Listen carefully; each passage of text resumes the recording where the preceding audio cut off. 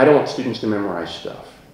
Because if you learn it for the test and you memorize it for the test, 2 days after the test, they don't know it anymore. One of the things we do in class is work really hard to try to get them to understand the basics, the concepts, the theories, the things that are timeless about whatever that subject is. And then frame the tests around those big ideas and make them show that they've mastered that. And one of the things that I've learned works really well, for me at least, is an essay question that doesn't have a right answer. You know, I can't tell you how many essay questions I had as an undergrad that said describe and discuss. Describe and discuss, blah, blah, blah, blah, blah. And it was just memorization. Where if you hit the right thing, then you got an A on your answer. But instead, I tell my students, on an essay question of mine, on an exam, you're going to have to take a point of view and defend it. And how the point of view you take and how well you defend it will give me a very good insight into how well you've mastered this information.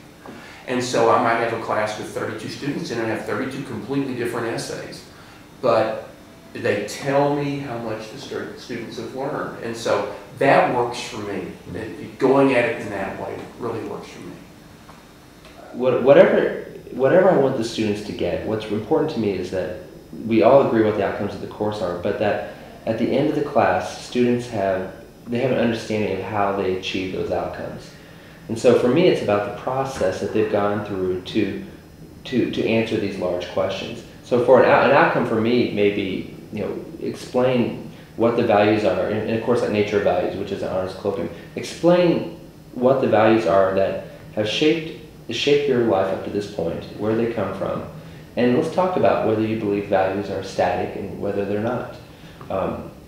And so for students, those are very personal questions, and it requires a lot of reflection and personal thought. But at the end, they create a project, and what I'm often, you know, they're excited about the project, they love the project, but I'm really more interested in how it is they came up with the idea for the project, and what's the personal value in performing the exploration they're proposing, and then the reflection at the end that explains, this is what I've learned, and here's the value of what I've learned, and here's the impact that's going to have on my life. So I tell students, you know, if I set out to learn history as a list of, here are a list of things to learn, or goodness, a list of dates, I couldn't learn it. I wouldn't be able to stand up there and lecture to them if that's how I tried to learn history. Right. But if you understand it in context, which is your bricks put together into a building that looks good, and you can see, well, it's got a wing over here, and it's got a wing over there, it sticks out like this, and you can use it for things, then it makes sense. And then you can have a place for all of those facts, and each one leads and flows into the next. And you know, I'm sure I have room for improvement in how I test that, whether it be by essay question or whether it be by, you know, multiple choice component on a test that may ask them for knowledge. Hopefully, most of the knowledge aimed questions will be aimed at knowledge in context. How did this lead to this, or how did this, or what set the stage for that, and thus put the knowledge in context, give it meaning.